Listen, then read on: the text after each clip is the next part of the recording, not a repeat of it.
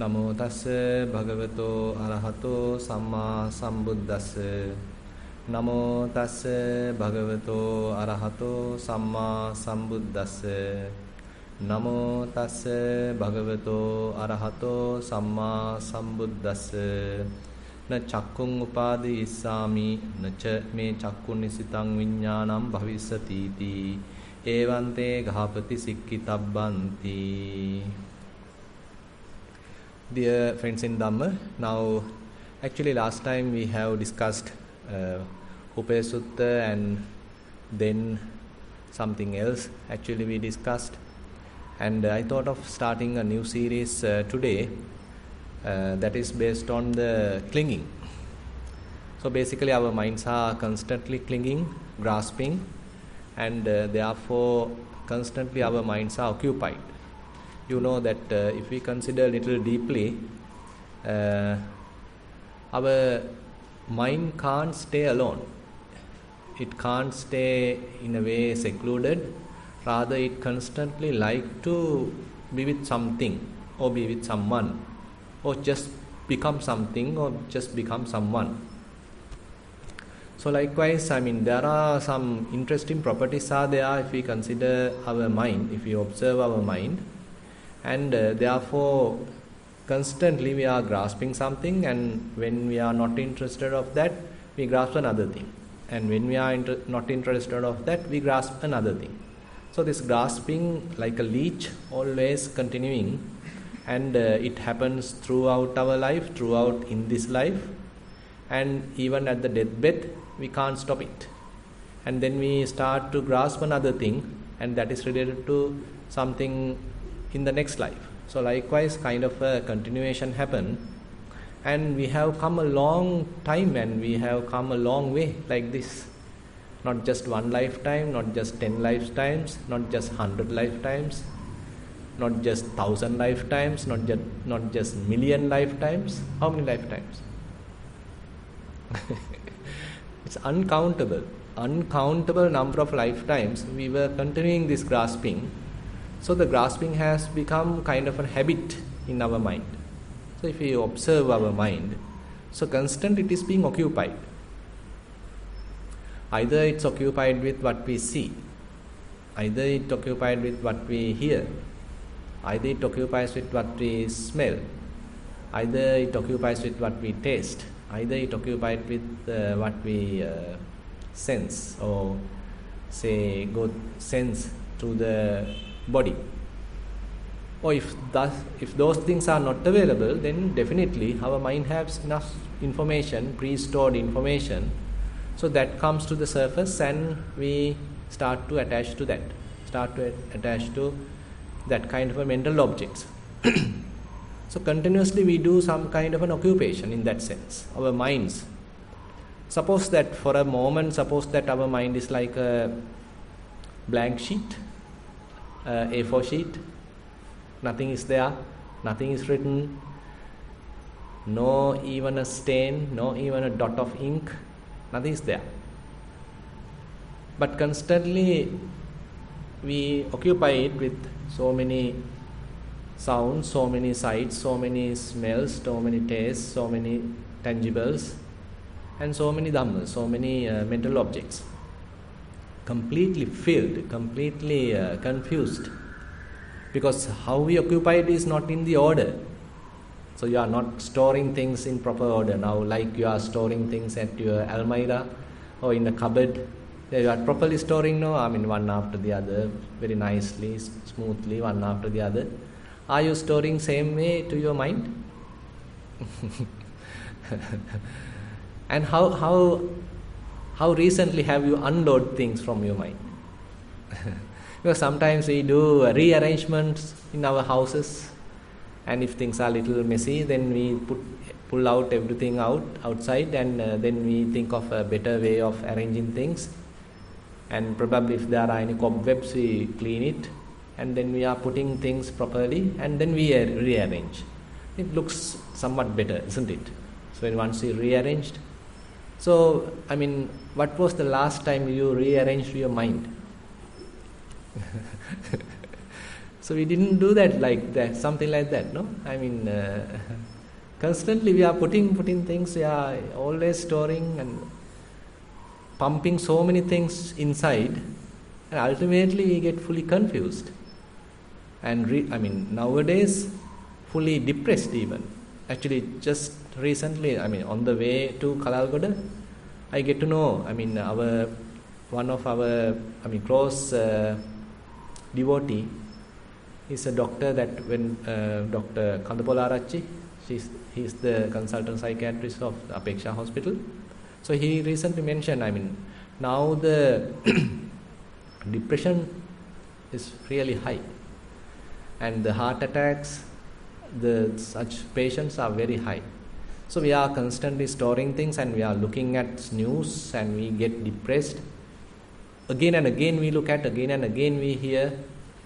So this is how we are handling our mind. Is it healthy way of handling our mind? It's not healthy at all. It may be true, what is happening may be true, but not healthy. Occupying our mind, always paying our attention to all these depressive things or collapsing things, it's not healthy at all.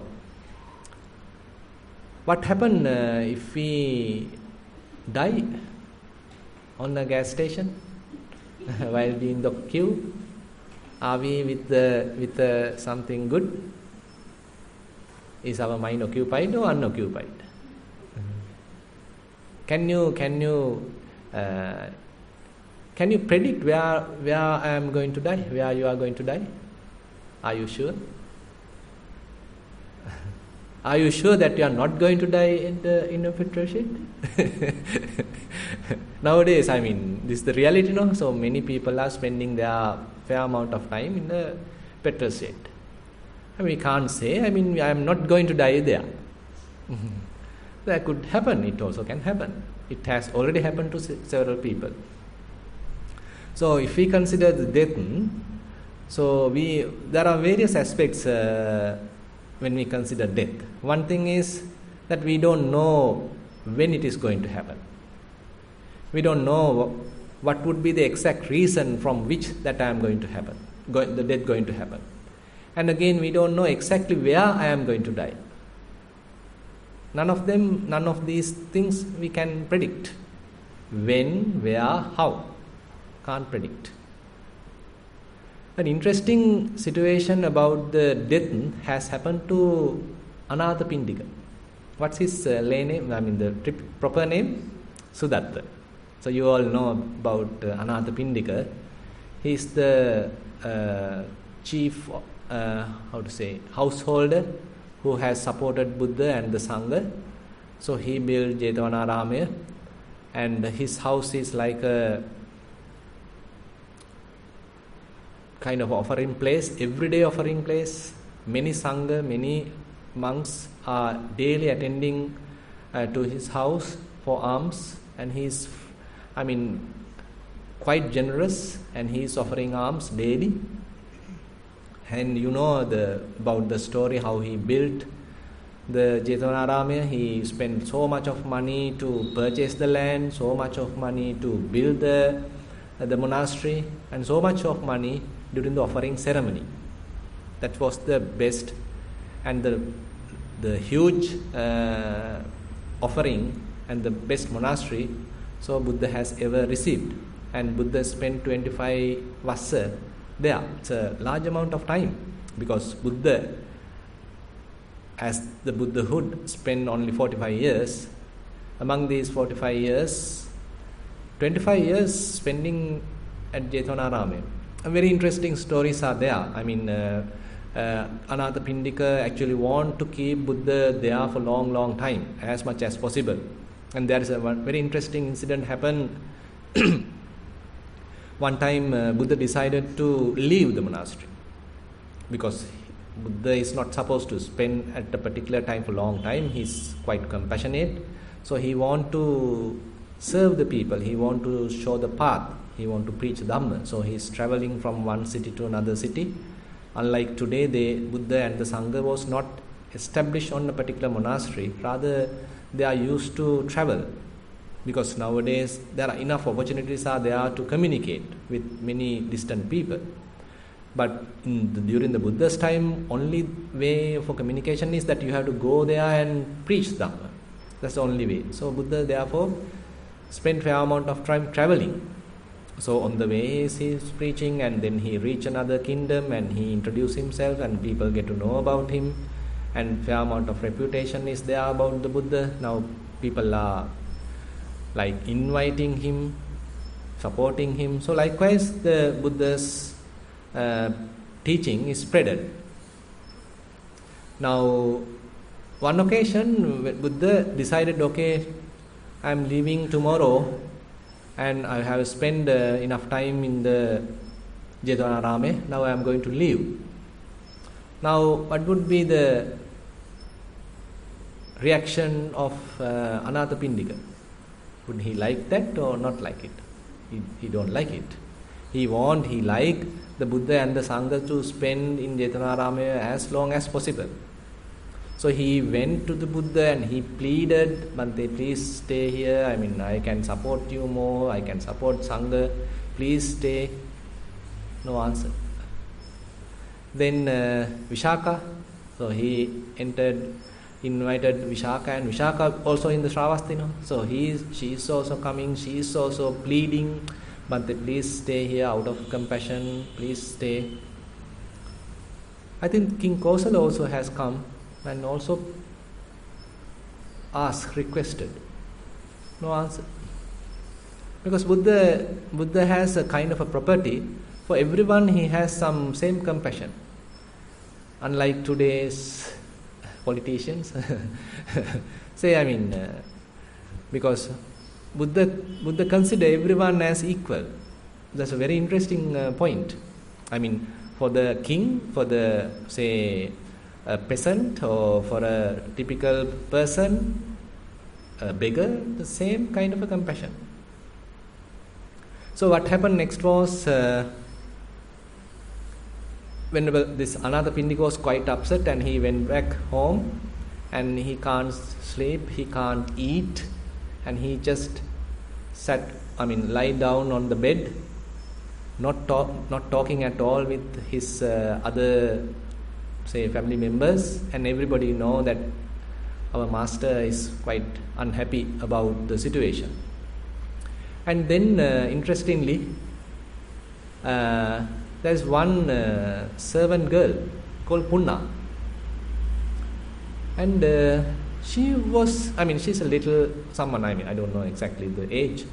So she get to know that the master is unhappy, and she was wondering, why it has happened to him.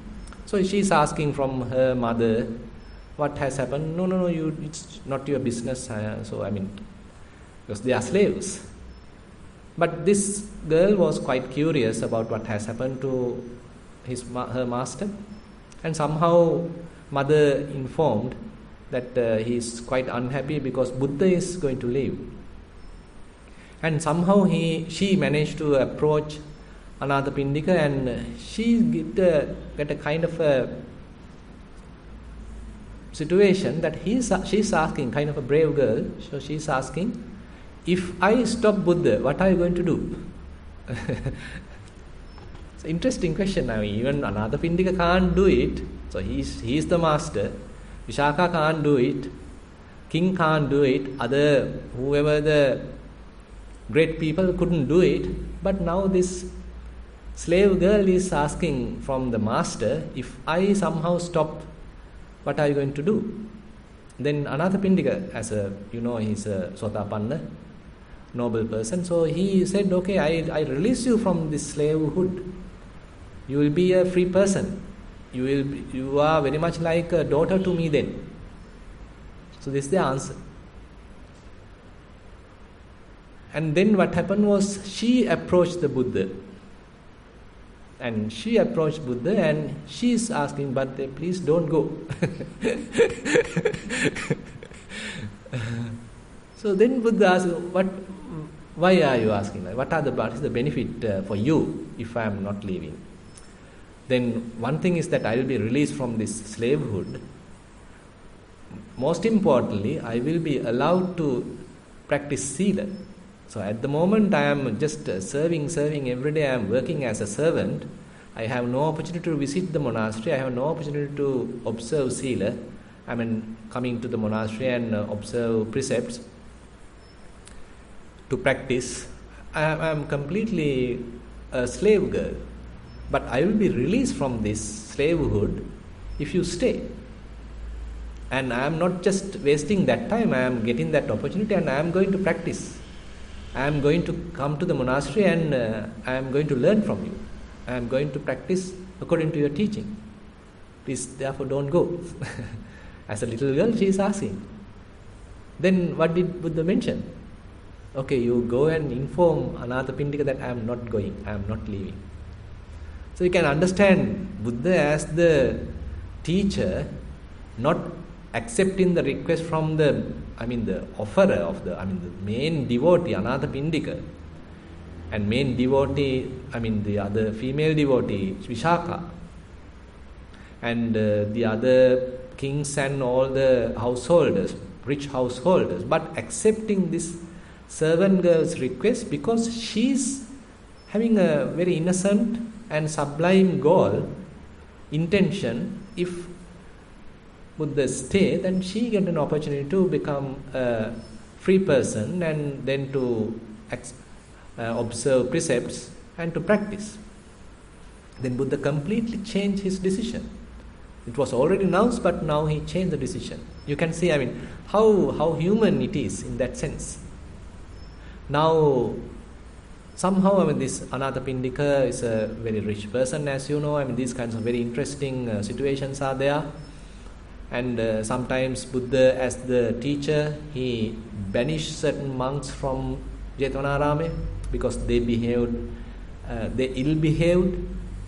And then Anathapindika intervened and he pledges, Bhante, please allow them to come back. Otherwise, if they are not having enough association, enough good association, they will be ruined. Please, therefore, allow them to come back. So likewise, many situations Anathapindika has intervened. And certain other situations are there, like certain difficult situations. So he has intervened. Now this Anathapindika is now on the deathbed. So it is called Anathapindikovada Sutta. Now Anathapindika was on the deathbed and he is going through immense suffering. And it's mentioned very beautifully. And he is afflicted, suffering, and gravely ill. And now he sent a messenger, and he asked one of his messenger, and he mentioned him. So you go to the monastery, Jetvanarame, pay homage to the Buddha on behalf of me. Keep your head on his foot, at his feet, and tell him that I am respecting to you on behalf of Anathapindika, and he is gravely ill, and he is suffering. He is on the deathbed. And then you go to Venerable Sariputta, because there's a very interesting relationship between Venerable Sariputta and Anathapindika. This Anathapindika really appreciated the service rendered by Venerable Sariputta. So he really had a heartfelt gratitude towards Venerable Sariputta. And sometimes Anathapindika didn't want to make Buddha a little tiresome, because so that kind of an affection was there internally. So what he did was he went to Venerable Sariputta or Venerable Ananda and had a discussion, kind of a Dhamma discussion. So likewise, a very strong relationship was there with Venerable Sariputta. So now he is asking, so after you paying respect to the Buddha, you go to Venerable Sariputta as well. And then you pay respect similarly and inform that this Anathapindika is severely ill, gravely ill, he is on the deathbed. Please, out of compassion, please visit him. He didn't make that request from the Buddha. Rather, he asked to make that request from Venerable Sariputta. Then Venerable Sariputta accepted that request by being silent, and he didn't come alone. he rather asked Venerable Ananda also to join as an attendant. And now Venerable Sariputta and Venerable Ananda is coming to visiting Anathapindika's house. After coming there, kind of a cordial discussion is there. So Venerable Sariputta is telling, household, I think you are doing well. I think your sickness is reducing, you are getting well, and you feel that things are getting well. So it's a very humanistic kind of a discussion is there. And then Anathapindika replying, no, I am severely ill. I am not getting well. Things are getting worse. So very interesting way. So it is mentioned, painful feelings are increasing and they are out of control and not answering the medicine. And there are violent wind cut through my head, like kind of a strong man was splitting my head. And then violent winds are cut through my head, like two strong men are putting a kind of a very strong leather wire around my head and tightening. That kind of a very strong violent winds are going through on the head. It's very painful. Not only that, there are violent winds are carving up my belly. Like how? Like a butcher cutting a belly of a cow through a very sharp knife. So such kind of sharp, severe pains are carving my belly.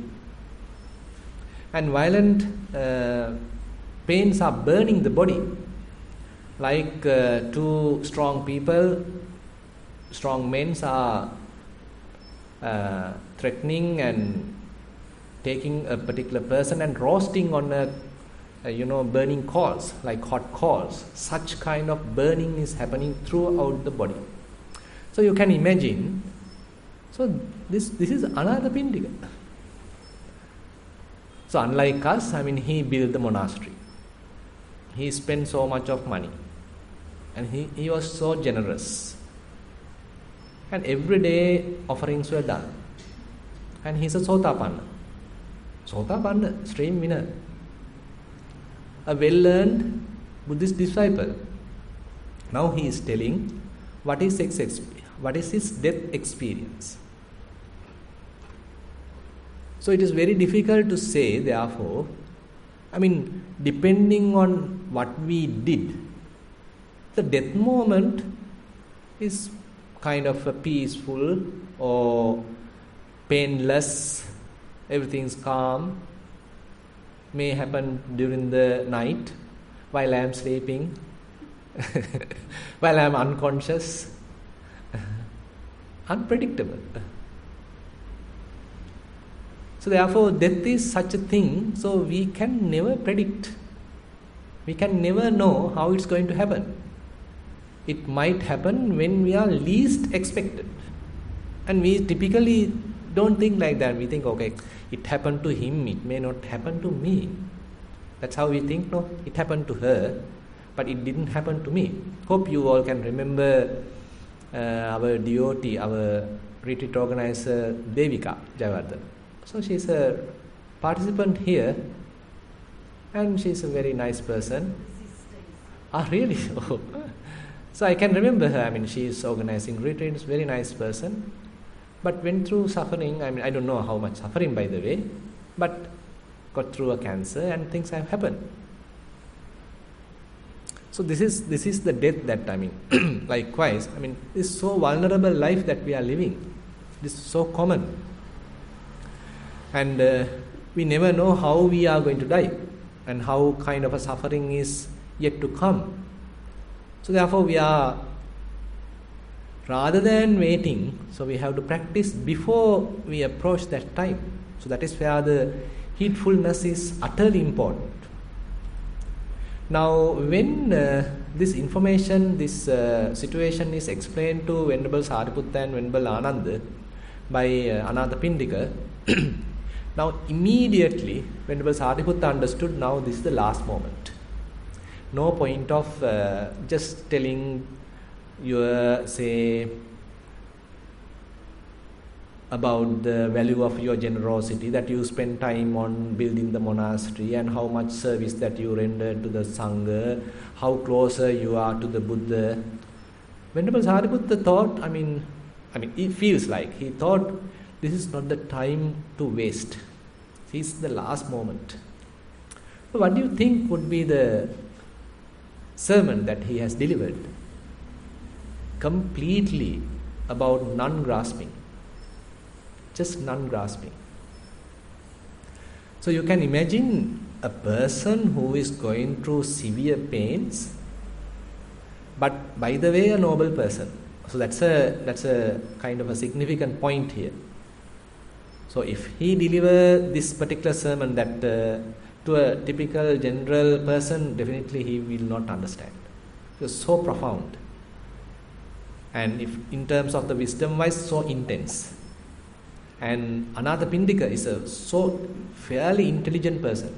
And there are various other suttas that he approached some other believers, other ascetics, and he has kind of a discussions with them, and he is introducing Dhamma, he is explaining his understanding very profoundly. So therefore Anathapindika is a very wise person. Even though he is a lay person, even though he is a stream winner, he is a very wise person. So Venerable Sariputta now delivering the speech, delivering the sermon, telling the utmost kind of a truth to him. So he starts with the faculties: eye, ear, nose, tongue, body, and the mind. So with respect to these 6 sense bases, he is mentioning na chakkung upadiyissami na cha me chakkunissitang viññānam bhavisati iti evante gahapati sikkitabbam. Now this evante gahapati sikkitabbam means, now Venerable Sariputta now get to know the situation of Anathapindika. Now he is asking, now you have no time to waste. Now just restrain like this. Just do this. Just restrain like this. Just listen carefully and just restrain like this. So the very slight time is available now. So the time and all these things are not available, but we can imagine the situation. We can understand the context. And then just the crux Venerable Sariputta is delivering. So he is mentioning, so now don't cling to I. And don't allow your consciousness to depend on your I. Na chakkung upadiyissami. Now you should not cling to I. Now you should not grasp I. And you should not allow your consciousness to depend on I. What does it mean? Now suppose while I am going through death, there may be a severe pain on my eye. So if I am paying fair amount of attention to that, my consciousness will land there, will spend time there. So I am having severe pain on this eye, it's so unbearable. So please bring my spectacles. Let me check it. And you are asking your son to come. Son, come and look at my eye. What has happened? Is it all right now? So you are grasping your eye. So now things are deteriorating. We don't know where exactly the severe pain happened. In case the severe pain happens on eye, so there's a fair possibility that I am asking my child to come and look at it. Asking if I have a caretaker, please look at it, check it. So that indicates that I am so concerned about it still, and now I have just few moments available, and I am still concerned about this eye. And then Venerable Sariputta say, na sotang upadiyissami na sota nissitang viññānam bhavisati iti evaṃ te gahapati sikkitabbam. Don't cling to ear, and don't allow the consciousness to depend on ear.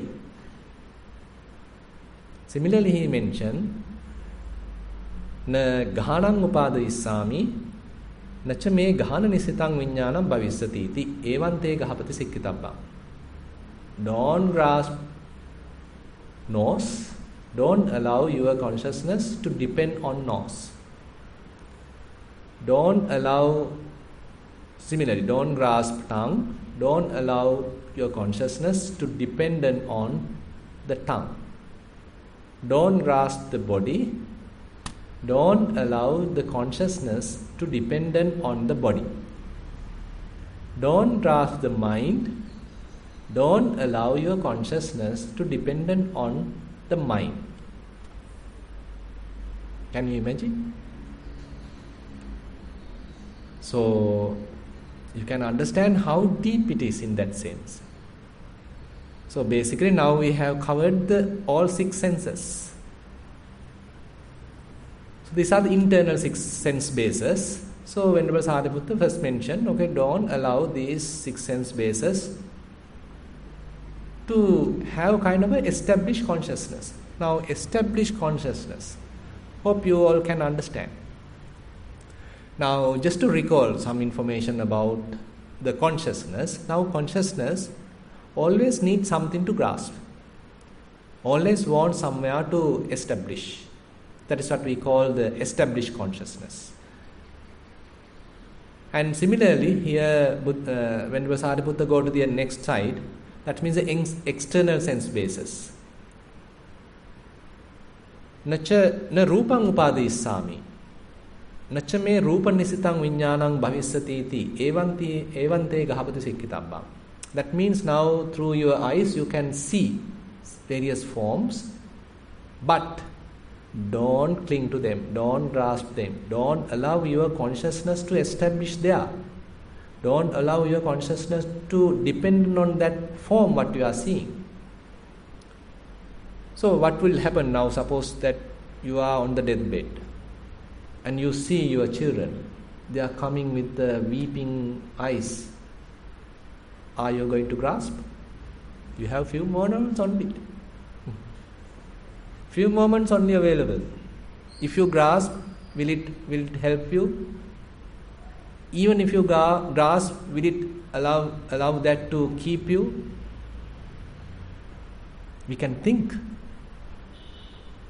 And then when Sariputta mentioned, na saddang upadayissami na sadda nisitang viññānam bhavisati iti evante gahapati sikkhitabba. Now various things you can hear. People are talking, they are murmuring, oh, he is going to die, he is about to die, he is going through some pain, his last moment, blah blah blah. Things are going on.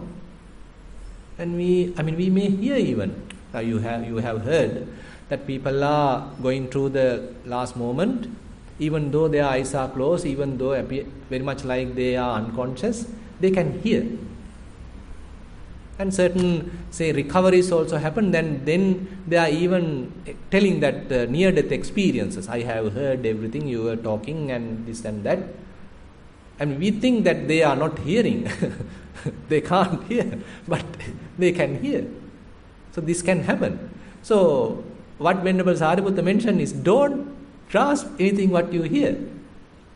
Don't allow your consciousness to establish on what you hear. Can you practice that at that moment? You can imagine what the kind of the word that Venerable Sariputta is mentioning. I mean, this is not a kind of a practice that a worldling can do in that sense. So, I mean, if we are simply telling this to a person who is just a normal person, who is always looking at this and looking at that and hearing this, hearing that, he can't do it. Simply he can't do it. Because things are out of control. But on the other hand, if you look at the practice, now this is a person who has practiced. So this Dhamma is for someone who has previously practiced, not waited till the last moment. He didn't wait till the last moment. He knew that this kind of a situation can happen. So I am going to die. So he has practiced, he has done his duties. He was so generous. So all these previous records that we reminded, is because he know that I have to practice. That's why he is constantly visiting the Buddha, constantly visiting Venerable Sariputta, learning Dhamma, all these things.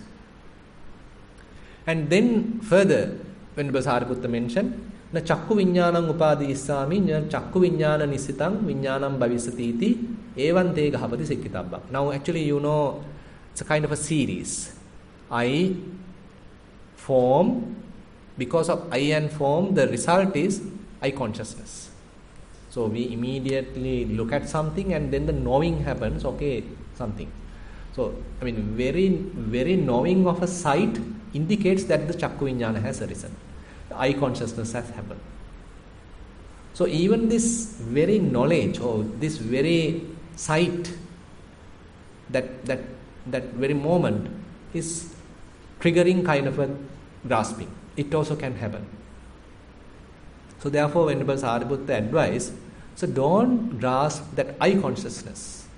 Don't allow your typical consciousness to establish on that eye consciousness. Don't allow your consciousness to dependent on that eye consciousness. In other terms, so we previously have to reach that state. We have to make it available to us. So this practice is not possible to do at that very moment, even though someone is telling you can't do it unless you have practiced already. So that means when you are looking at something, the knowing happens, okay, I have seen it, but your mind should not establish there. Even in that knowing, your mind should not establish. So similarly, the ear consciousness, nose consciousness, tongue consciousness, body consciousness, and the mind consciousness. Say a certain thought happens to the mind, a kind of a mental object happens to the mind. So sometimes, it can trigger a thought process, further thought process, and again we are thinking, and more thinking, and ultimately we grasp that. So the mental proliferation is going on. That's why people are weeping and crying, because so depressed, because they are thinking. So you have seen so many patients at the deathbed, at the hospitals. They are dying, and sometimes they are gotten frightened. They are weeping because they have thought something about it. So whatever the thoughts come into the mind has really disturbed them. So the advice here is, even certain mental objects come into the mind, should not grasp it. Even though you know about those mental objects, that knowing also you should not grasp.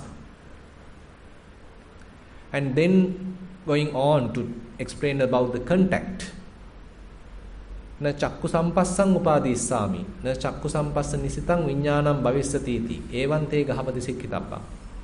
So when eye and ear is available for a considerable period of time, again and again the eye consciousness arises. So these three are available, very much like you feel like available for a considerable period of time. As a result of that, the eye contact happens.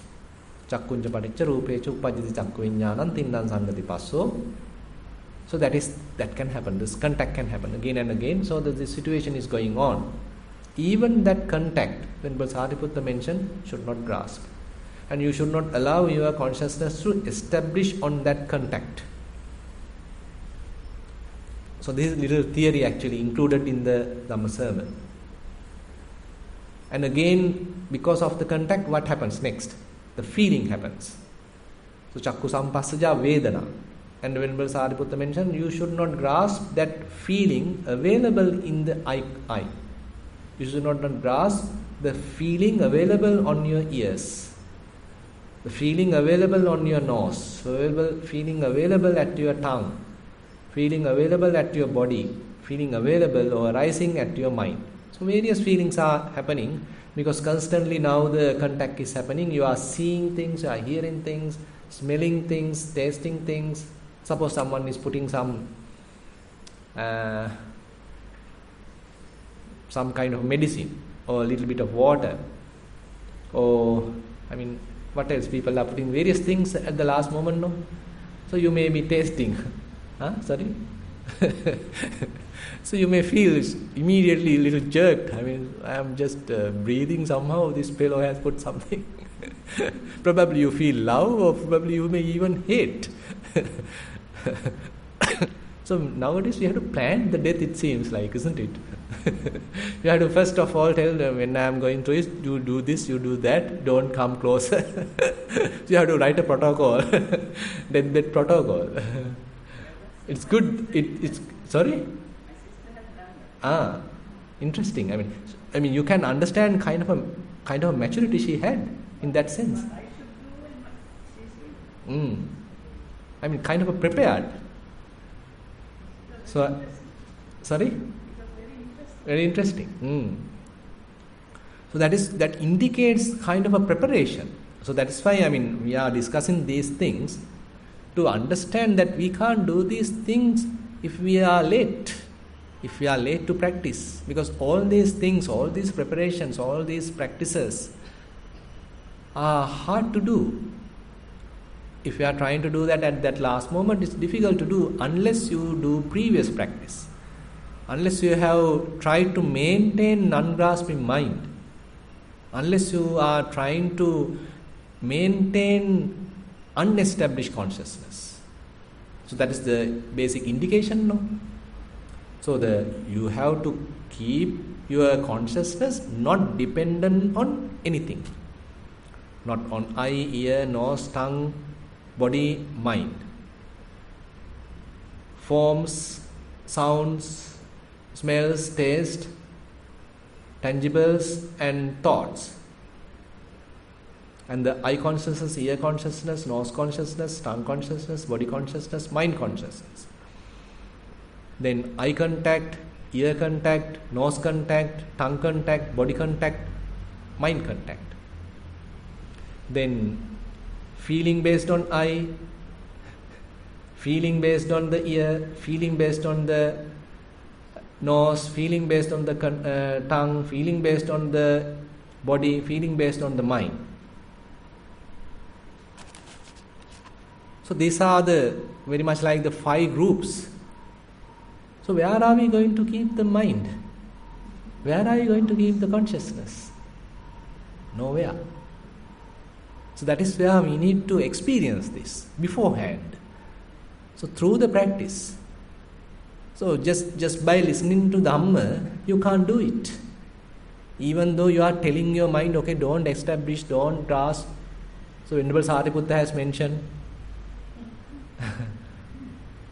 Anathapindika has done that, so you should do it. Can't do it. So we have to practice. We have to again and again practice. And we have to train the mind. So that is where the practice is utterly important. So we have to practice and train the mind not to grasp. Say while walking, there are certain yogis here already. So you have achieved some kind of an understanding, you have achieved some kind of a non-grasping. So this non-grasping mind has to be cultivated, has to make it abundant. While walking, try to do this exactly what Venerable Sariputta has mentioned. Don't wait till the last moment to do it. So that is what would be the practice that we have to do right now. So I am not telling to everyone, but there are some yogis I know who already have achieved some temporary freedom of the mind. Temporary freedom of the mind. So we can't achieve the complete freedom immediately, complete arahantship immediately. Rather, it's a kind of a practice, a kind of a training. That's why the term Seka literally means a trainee. So Buddha starts training with the Sotapanna. Not before that even. Because before that you can go wander. Say you can spend some time as a Buddhist, and next day you are given a petrol gallon and you have turned to Christianity. It can happen. Nowadays can happen. You can wait and see. Say assume that there's a church going to open a petrol shed and they are freely giving petrol. Unless you come to Christianity. Can happen. Good business. these things have happened. But that is the worldling. Their saddha, their faith is not established. Their faith is wavering. So their religion is just wavering. I mean, they don't have proper understanding of the Dhamma. They are not having strong faith of the Buddha. Their conviction is less. So therefore, Buddha even don't use the term seeker to that person, because they can change. But on the other hand, when one has seen the path, okay, this is what I have to do, then he is sure. Then is it now he's done everything? Is everything fine now? No, he now only start training. You can imagine what a kind of a teaching that Buddha is mentioning. With the other persons, other people. So they are still looking at this teacher, this religion, that religion. So many options are available. How many religions are available today? How many teachers are available? How many sects are available? Now even in Buddhism, how many sects are there? Say Theravada, Mahayana, Tantrayana, Vajrayana. And even within Theravada, there are so many people, so many monks, so many temples, so many schools. Do you think only the Nissarana? How many things are there? Are we sure that we have put our faith on exactly the best place? How are we going to verify? Very difficult. At the very first finding, I am finding the best teacher. I am finding the very correct teaching, exactly explaining what Buddha has taught. How are you going to verify? Very difficult. That's why, it's a kind of a game in that sense, kind of a gambling. Say you go to one teacher and you are listening, and you go to another teacher and again you are listening. So, just by listening, still you can't verify, because you have no any experiential knowledge. And where you didn't have faith, probably can have the truth. So what is that? Exactly what Buddha has mentioned in Chanki Sutta. Probably you have heard.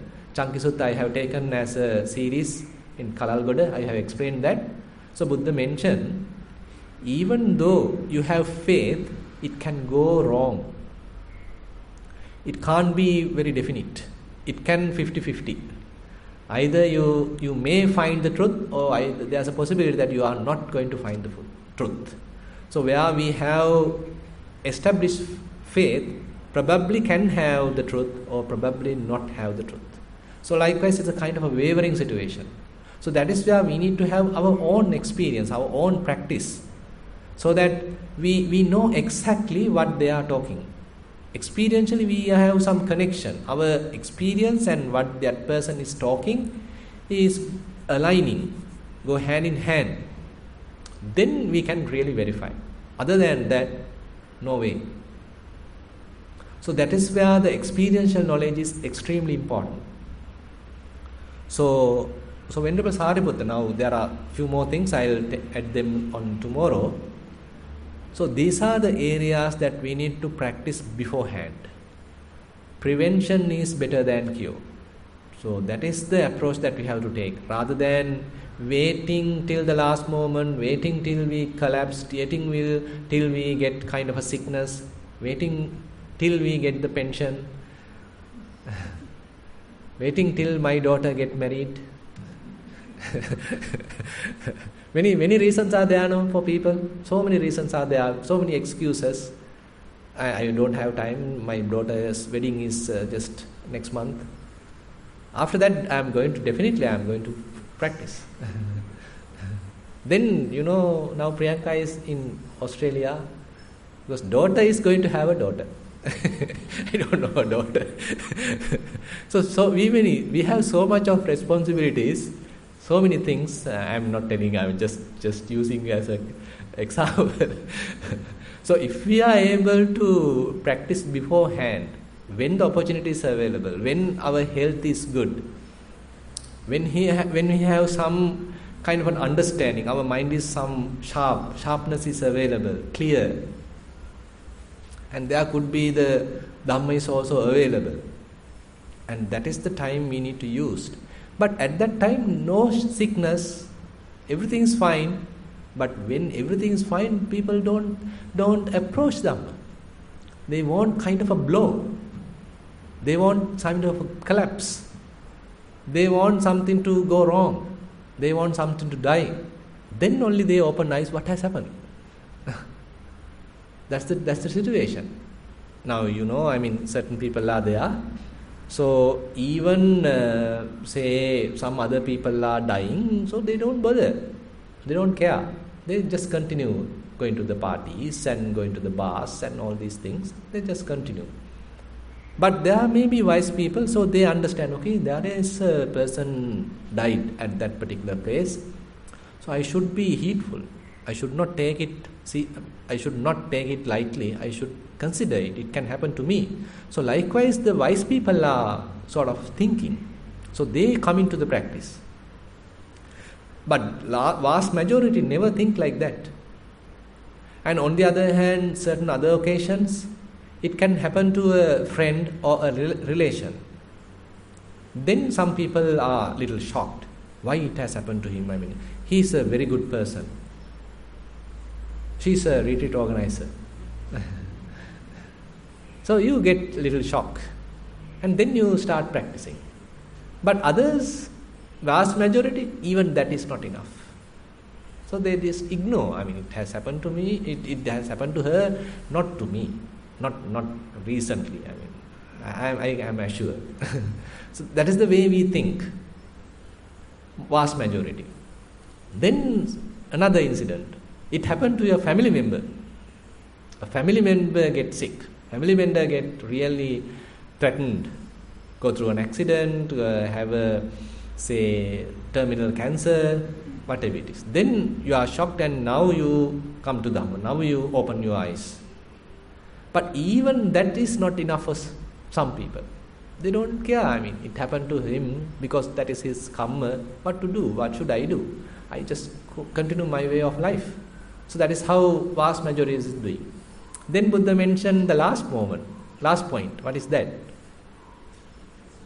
The calamity, the real situation happened to himself. He go through a severe situation. He go through a cancer. He met with an accident. Then the eyes open. What has happened? Where is the alternative? Please give me another chance. After coming out of the hospital, I will definitely go to the temple. Please give me another chance. Can we do that kind of a bargaining with the Mara? It's unlikely. That's why Buddha mentioned that very beautifully Buddha mentioned even in the Kajjaniya Sutta. You better careful, death may be available. If the whole roof collapse, not a snake. So therefore, so different people are, they are approaching to the Dhamma. They are entering to the Dhamma at different ages, at different stages, at different opportunities. So some people, even when a far away person dies, or get with a kind of a situation, accident or some problem, so then he is having a lot of urgency is happening. And some others, when a relation or friend is going through that, then the urgency happens. Some others, a close family member going with that, then the urgency happens. For some others, it has to happen to himself, to herself, then only the urgency happens. So that is how kind of a levels are there within ourselves. Can't help. So that is where, now you all have come here because some kind of urgency is there. Because otherwise, during these kind of days, you can't find time or you have enough other things to do. So all of you have some urgency, that's why you all have come here. But we need to reach the state that what Venerable Sariputta has mentioned here. And we have to maintain that during our walking. We have to maintain that during our sitting. We should try to maintain that while we are eating, while we are working, while we are waiting. While we are waiting, we should maintain that. Next time when you are waiting on the queue, you have to maintain this. Waiting is a good time because you have nothing to do. How about while being on the queue? Now that becomes a part of our life now, no? So while we are waiting on the queue, how about keeping your mind unestablished? How about keeping your consciousness unestablished? So various things are there. People are shouting, people are talking, people are cursing. And various sights are there, sounds are there. Many things are there. I mean, that's the situation, no? So, can we remember this advice while we are on the queue? And we are also in a hurry. Now, I mean, do you think that Anathapindika's situation and my situation, what would be the difficult situation? Say, assume that you are on a queue, that you are on your vehicle and you are on the queue. And your situation and Anathapindika's situation, here, what we just talked, what would be the most difficult? Anathapindika's situation is difficult because he is now going through severe pains. But for you, probably you may not have enough training right now. That would be the kind of what is lacking. Other than that, you are in a better situation than Anathapindika. You should not wait till what happens to Anathapindika. That is what we need to understand. I mean, we should not wait till the last moment, till the deathbed. Rather, while at Kalalgoda, we need to practice this. While being at Kalalgoda, we should try to keep the mind where? Nowhere. Not established. Not on eye, ear, nose, tongue, body, mind. Then form, sight, sounds, smells, tastes, tangibles, mind objects. Eye consciousness, ear consciousness, tongue consciousness, nose consciousness, body consciousness, mind consciousness. Then contact, eye contact, mind contact, like that. Then the feelings, the feeling based on the eye, etc., etc. So a full spectrum is covered, and even more is there. I mean, I'll discuss tomorrow. So actually, Buddha has mentioned Dhamma, he explained Dhamma in different ways. So Venerable Sariputta therefore covered all that broad spectrum here, and every possibility is covered. So that is the other possibilities I will explain. So I already explained 5 possibilities. Another 5 possibilities are there explained in the Sutta. So all the possibilities Venerable Sariputta mentioned, and the highlight or the emphasis is not to grasp, not to establish the consciousness, not to allow your consciousness to depend on any of these situations. So therefore, I like to emphasize that we should practice this beforehand. We should arrive this beforehand. So through the practice, we have to experience it, maybe temporary.